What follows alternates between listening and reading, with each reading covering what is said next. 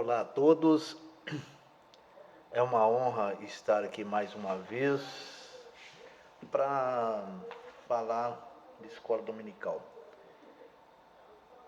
A nossa página no Facebook, que fala sobre escola dominical, ele está praticamente parada, né? Muitas pessoas chegaram a curtir a página, mas infelizmente não pude continuar. Não porque não quis, mas primeiro que teve um momento que faltou revista. Depois também que voltamos a ter aulas presenciais na igreja. Aí por isso ficou difícil ter as lições na página de escola dominical. Porém, eu vou dar prosseguimento porque alguns assuntos são importantes. Essa lição que nós estamos estudando agora, lições bíblicas, que é de segundo trimestre de 2021, fala sobre dons espirituais e ministeriais. E nós, a partir de hoje, vamos falar de dons ministeriais. Por esta causa, é importante eu desse uma introdução nessa lição. Nós já tivemos na congregação a escola dominical, os irmãos já falaram sobre o assunto, já estudaram sobre o assunto, foi muito importante, né? Sob a supervisão do irmão Jonathan, os professores abordaram o assunto. Mas é importante que nós falemos um pouco sobre isto, porque em nossos dias, no meio protestante, principalmente o protestantismo da ramificação neopentecostal, existem vários indivíduos que se intitularam apóstolos. Uns se auto-intitularam apóstolos e outros foram chamados em algumas convenções, e essas convenções os consagraram apóstolos. Mas afinal de contas, está correto ter apóstolo em nossos dias? É isso que nós vamos estar estudando a partir de agora.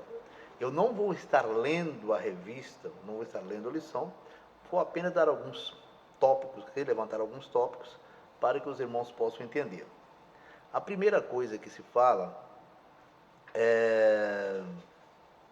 nós vemos lá no capítulo 4 de Efésios, capítulo 4 e versículo 11, que diz assim: e ele mesmo deu uns para apóstolos, e outros para profetas, e outros para evangelistas, e outros para pastores e doutores. Efésios capítulo 4, versículo 11. Lá no versículo 12 fala, querendo o aperfeiçoamento dos santos. Percebe-se que Paulo diz lá em Romanos, no capítulo 12, que nós somos o corpo de Cristo, a igreja é o corpo. E ele até fala de certas pessoas que não ficam satisfeitas em ser certa parte. Ele coloca o seguinte, será que a orelha pode dizer, eu não sou satisfeito de ser orelha, eu queria ser nariz? Ou será que o dedo poderia dizer, olha, eu queria ser boca? Certo?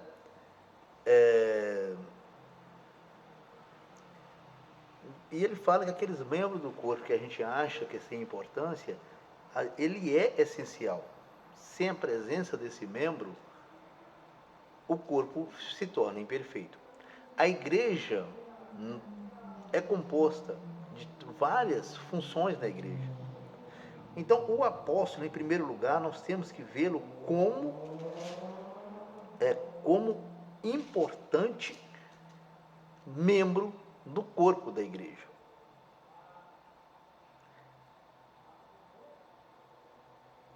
No capítulo 12 de Romanos, ele fala que quem se dedica ao ministério, que seja, que ele ministre com sabedoria, com maestria. É os que ensinam, que também faz a mesma coisa, que procurem ensinar com perfeição. E se o ministério faz parte do corpo, o que faz o corpo trabalhar? O que realiza no corpo? São as mãos, os dedos das mãos.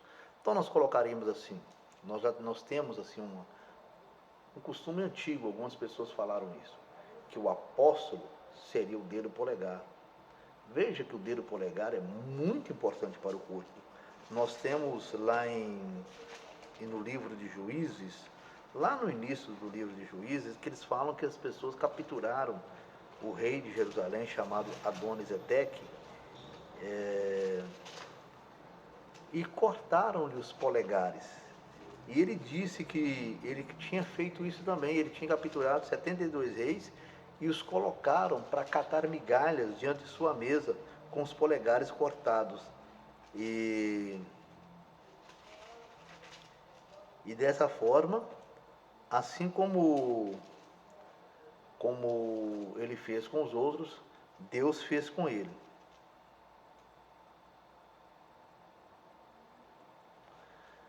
E nós podemos ver também o apóstolo como este dedo. Depois vem o profeta, depois vem o evangelista, pastor e doutor, ou mestre. Cada esses dedos aqui tem uma importância, tem uma utilidade. Nós não vamos entrar em detalhes, mas nós colocaremos o principal, o apóstolo.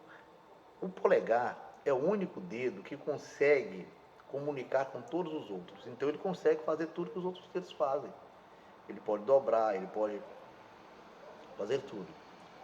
O apóstolo é dessa forma. O apóstolo faz o trabalho de profeta, o apóstolo faz o trabalho de pastor, o apóstolo faz o trabalho de evangelista, e o apóstolo também é mestre. Só que os apóstolos do tempo de Jesus eram aqueles que plantavam igrejas, o apóstolo Paulo também fazia isso, plantava igrejas, estabeleciam presbíteros e depois se retiravam, voltavam de onde saíram. É esse o trabalho do apóstolo. O apóstolo não vai para reinar, ele não vem para ficar, ele vem para apenas trabalhar, apenas para fazer um trabalho missionário.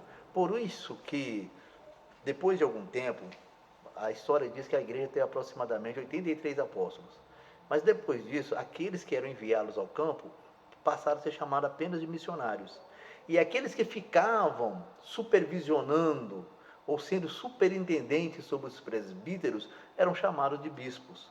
E os bispos tiveram então, na tradição da igreja, como sucessores dos apóstolos. Ser sucessores dos apóstolos e não com o nome de apóstolos, porque eles não tinham as prerrogativas que os apóstolos tinham. E assim se desenvolveu o sistema episcopal na igreja. E quando eu falo na igreja, no sentido católico, né? No sentido de igreja universal. Agora, por que se desenvolveu o sistema episcopal? O primeiro sistema na igreja seria o de presbíteros e diáconos, né? Como estava lá Tito na ilha de Creta, tomando conta da igreja. Como a igreja era pequena, só tinha presbíteros e diáconos. Mas Timóteo já tinha mais. Timóteo tinha bispos, tinha presbíteros e tinha diáconos. E Timóteo era uma espécie de arcebispo. Então esse negócio de arcebispo desenvolveu depois, né? Claro. Mas o sistema episcopal foi desenvolvido quando a igreja começou a ser muito perseguida pelos romanos. Porque no início, a perseguição contra a igreja era coisa de judeu. Os judeus incitavam as multidões, incitavam gregos, incitavam romanos contra os cristãos. Mas depois, com o passar do tempo, os romanos começaram a perseguir a igreja também, de uma forma contundente. E para resistir às perseguições, para ser mais organizada, para poder fugir, para poder esconder, certo? A igreja então organizou o sistema episcopal, que é um sistema mais hierarquizado, né? Que respeita mais a hierarquia. Mas nós hoje não estamos falando de bispos, estamos falando de apóstolos. Então,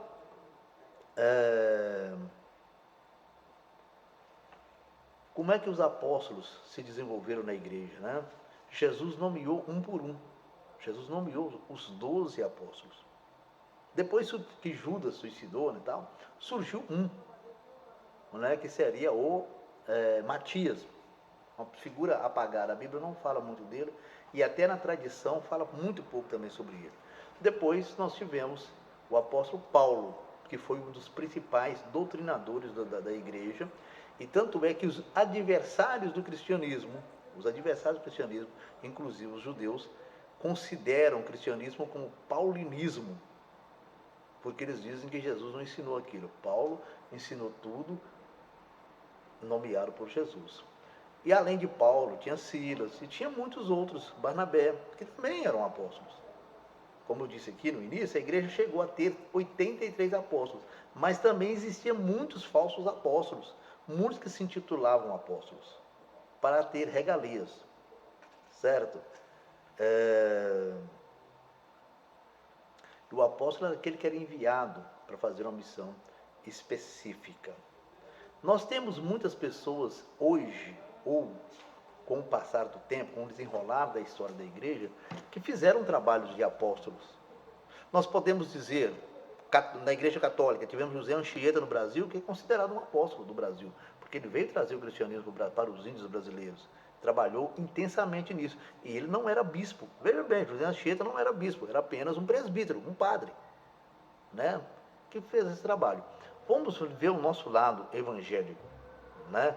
Nós, por exemplo, nós podemos dizer que o doutor Calley, que foi o fundador da igreja congregacional no Rio de Janeiro, era um apóstolo.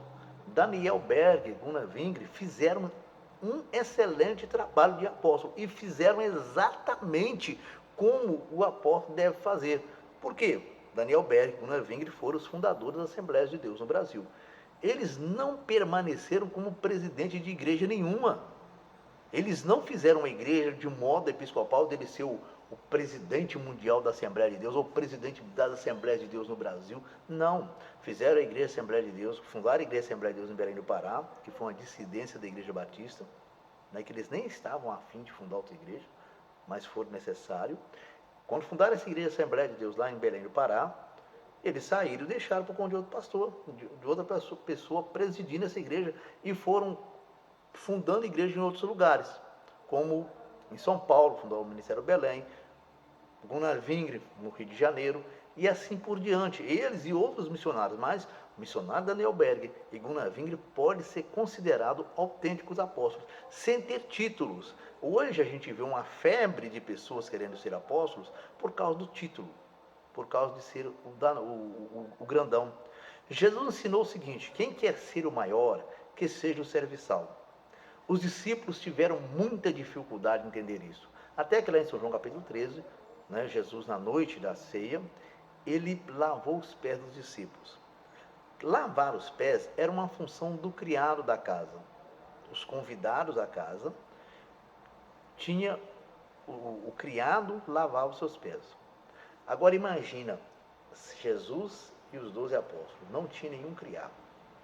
Todos ali eram amigos de Jesus, mas o consideravam como Senhor e o consideravam como mestre. Chamavam ele de Senhor, chamavam ele de mestre, e ele dizia: eu sou mestre, eu sou o Senhor. Mas, quando eles viam que estavam todo mundo sentado na mesa, com os pés sujos, precisavam que alguém lavasse os pés deles. Mas Mateus, um ex-funcionário da Receita, uma pessoa que tinha uma certa cultura matemática, olhava para Judas Iscariote, que era um tesoureiro, né, que também era uma pessoa formada em contabilidade, ele falava: eu não vou lavar o pé desse camarada não. Judas Iscariote olhava para Mateus e falava: eu não vou lavar o pé desse publicano, desse traidor da pátria. Mateus também olhava para os demais olhavam para ele. Pedro dizia: eu sou um dos 3 que Jesus confia, eu, Tiago e João. Então, eu não vou lavar o pé de nenhum dessa cambada aí, não vou mesmo. Esses caras aí são menores do que eu não vou lavar o pé deles. Esses caras menores do que Pedro também falavam a mesma coisa. Pedro é um pescador rude, eu vou lavar os pés dele? De forma alguma. E cada um pensava assim: eu não vou fazer isso, eu não vou lavar o pé daquele, eu não vou lavar o pé daquele outro, eu não vou me rebaixar para lavar pé de pescador, eu não vou me rebaixar para lavar pé de publicano, eu não vou me rebaixar para lavar pé desse zelote doido aí, não vou. Eu vou lavar o pé desse jovem, desse rapazinho novo aí, desse João, de forma alguma. Jesus então levanta da mesa, pega uma toalha, né, tira a sua capa, que era muito grande, né, tirou ela, que ela ia atrapalhar seus movimentos, ela poderia molhar também, e cinge-se de uma toalha, quer dizer, amarra essa toalha na cintura e começa a lavar os pés dos discípulos. O primeiro discípulo lavou o pé dele, ele ficou tranquilo. Mas quando chega em Pedro, Pedro fala: não, Senhor, não faça isso comigo. eu não permito, o senhor nunca vai me lavar os pés. Jesus disse, olha Pedro, se eu não te lavar os pés, você não tem parte comigo. Foi então que Pedro, opa, se é para ter parte com o Senhor, então não lava só o pé não, lava a mão e a cabeça. O que Jesus queria dizer para Pedro? Olha Pedro, você tem que aprender a se humilhar. E Pedro achou um desaforo, achou aquilo muito ruim, Jesus se rebaixar para lavar o pé dele. Pedro achava aquilo demais. E é isso que Jesus fez. Jesus se colocou como servo. Jesus fez-se servos. Paulo apela aos filipenses para ter esse tipo de pensamento, de ser menor, de servir, fazer-se servos e se humilhar como Jesus humilhou até a mesma morte de cruz.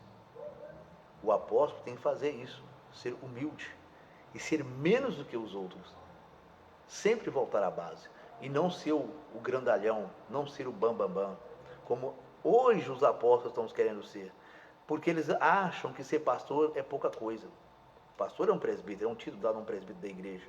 O pastor, mas ser pastor só está muito pouco. Eu queria ser bispo. Aí o camarada vai e organiza lá na sua igreja um sistema episcopal. Não é um sistema legítimo, ele passa a ser bispo. Ele passa a tomar conta.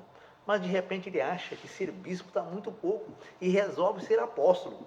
E tem alguns que resolveram achar que apóstolo também está pouco. Resolveu ter o nome de pai apóstolo. E tem outro agora que já resolveu ter o nome de patriarca, porque está cada vez querendo ser mais e não ser menos.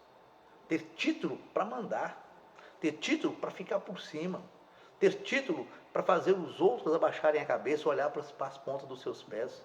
Mas não é isso que Jesus quer, não. Jesus não quer essas coisas. E algumas pessoas que acreditamos nós, será que quando chegar no céu, quando ele vê arcanjos, querubins, né, aquela grande hierarquia celestial, ele vai ficar satisfeito de ser apenas um salvo por Jesus? Será que ele vai ficar satisfeito com isso? Será que não vai querer tomar o lugar de alguém? Certo? É bom pensar nisso. Gente, muito obrigado. E nós vamos retornar, sim, em nome de Jesus.